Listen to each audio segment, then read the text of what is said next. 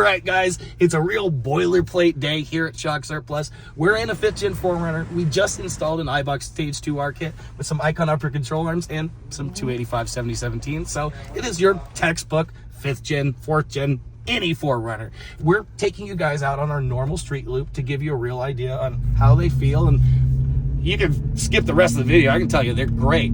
The small bump sensitivity right here is so much better than stock. It honestly feels, I don't want to say we're riding on a cloud, but pretty darn good.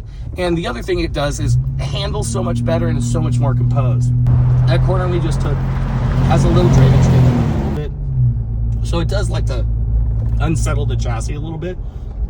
Handles it great and doesn't go offline at all. Now, big bump support is actually surprisingly good for a 2-inch body shock. Going into our big fat driveway here, not only did we not bottom out, but it recovered super fast, not a second bump. We can go over our little cross articulation a bit with some speed bumps and little ramps and stuff like that. Now, the rear still does feel firm. That's something these 4Runners were lacking, and definitely feels like if you had some weight in the back, they would be very happy. Speed bumps, hitting them straight on, well, brother, they feel wonderful. I'm not gonna say you can't feel them at all, but they are damped exponentially better than the stock stuff. But I think we all know what you 4Runner guys are wondering about in terms of how they feel on the street. Does it still brake dive like a donkey kicking you right in the face? Well, no, it doesn't, honestly. I can punch the brakes and the front end stays relatively flat, which, brother, you can't say about the stock suspension. That stock suspension, you hit the brakes and it feels like you're tippy-toeing on your front grill. It's so bad, and the brake tuning on this doesn't help either.